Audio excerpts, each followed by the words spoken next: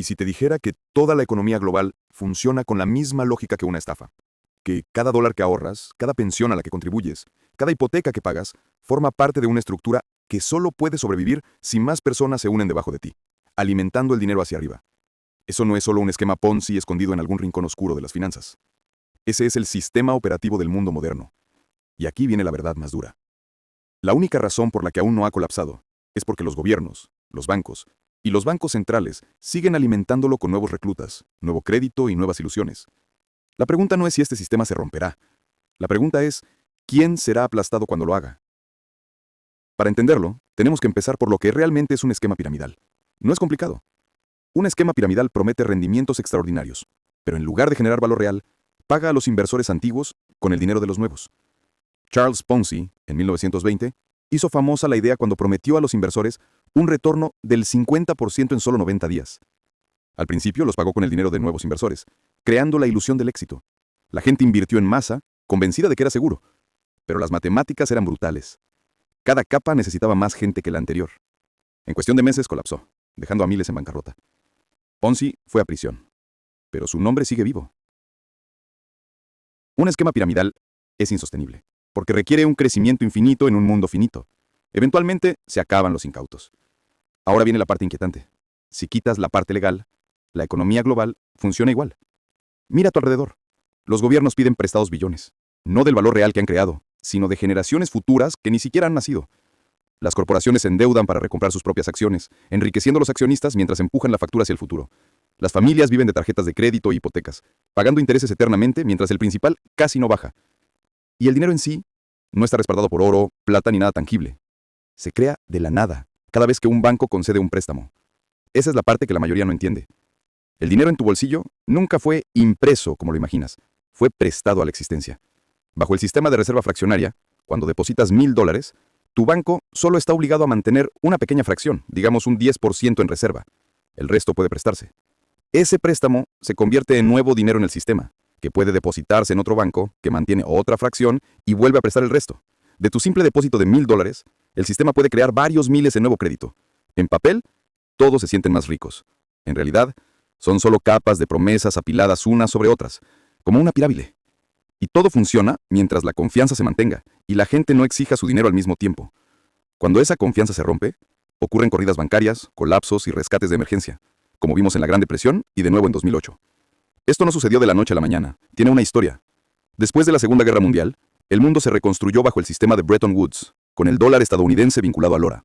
Ese sistema colapsó en 1971, cuando Richard Nixon cerró la ventana del oro. Desde entonces, la economía global se construyó enteramente sobre dinero fiduciario, moneda declarada por el gobierno sin respaldo más que la fe. Y la fe es frágil. Para mantener vivo el sistema, los gobiernos tuvieron que prometer crecimiento eterno, crecimiento financiado por deuda, crecimiento financiado por inflación, crecimiento financiado por tu trabajo. ¿Te suena familiar? Esa es la estructura de un esquema piramidal. Imagina las pensiones y la seguridad social. No provienen de una bóveda mágica con tu dinero guardado. Provienen de las contribuciones de los trabajadores jóvenes de hoy. Eso está bien, mientras la base de la pirámide siga creciendo. Pero en países con población envejecida, Japón, Italia e incluso Estados Unidos, cada vez hay menos jóvenes pagando a un sistema que le debe más y más a los jubilados. Es una pirámide demográfica, y las matemáticas no cuadran. Los gobiernos la arreglan, endeudándose y emitiendo más dinero, pero el agujero solo se hace más grande. O mira el mercado inmobiliario. Durante décadas, los precios se han justificado no por lo que valen las casas, sino por lo que los nuevos compradores están dispuestos o forzados a pagar con dinero prestado.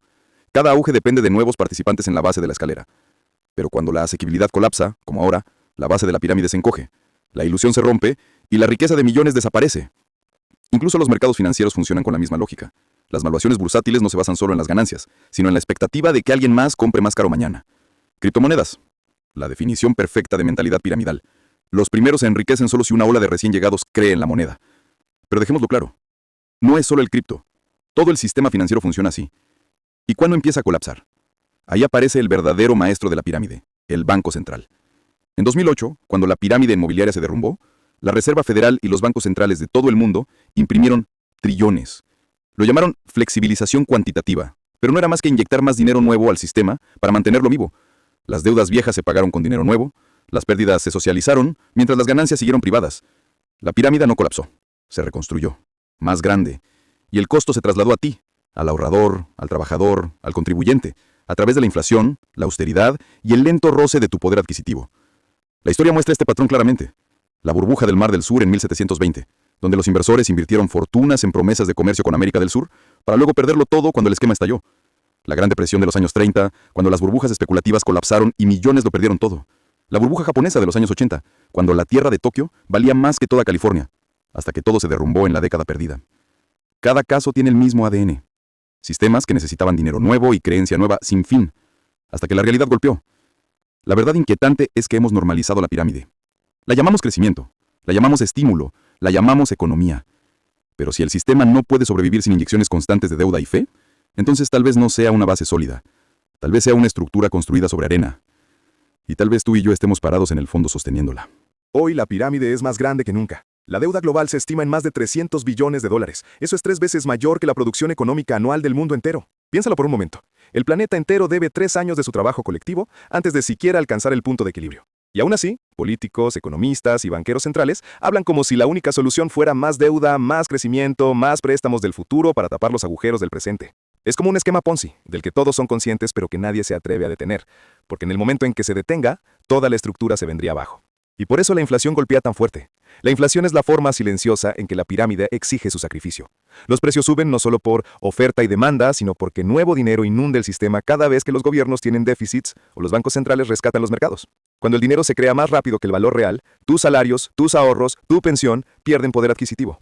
La inflación no es un accidente, es el costo incorporado de mantener viva la pirámide. Es la forma en que el sistema dice, te dejaremos sobrevivir otro año, pero tú, el ciudadano común, pagarás la cuenta. El problema demográfico es aún peor. La seguridad social y las pensiones en Occidente dependen de que los trabajadores jóvenes sostengan a los jubilados mayores, pero las tasas de natalidad caen, la esperanza de vida aumenta y la base de la pirámide se encoge. En Japón ya se venden más pañales para adultos que para bebés.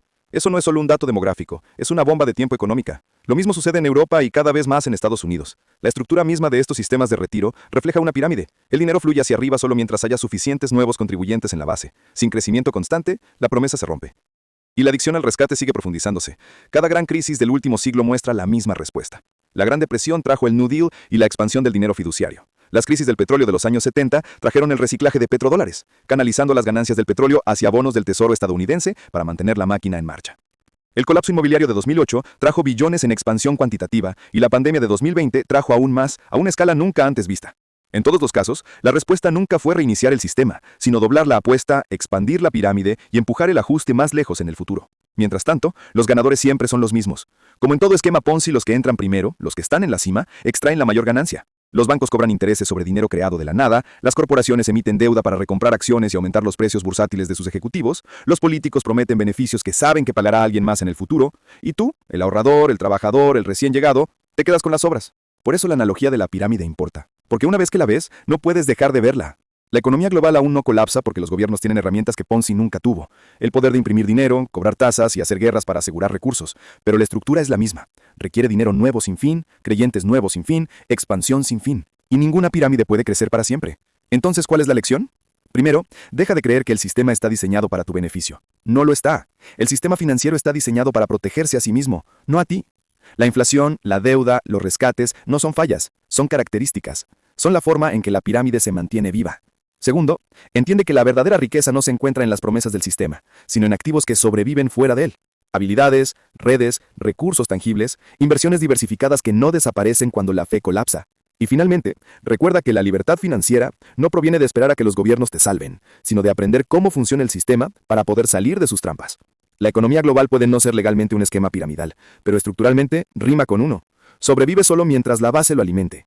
Y si la historia nos ha enseñado algo, es que cuando la base se debilita, cuando se seca el dinero nuevo, cuando se rompe la confianza, la caída es brutal. La historia no se repite, pero rima. Y la rima aquí es clara. Si confundes una pirámide con una base sólida, colapsará debajo de ti. Si esto te dio una nueva perspectiva, suscríbete. La historia tiene las respuestas. Yo te mostraré dónde buscarlas.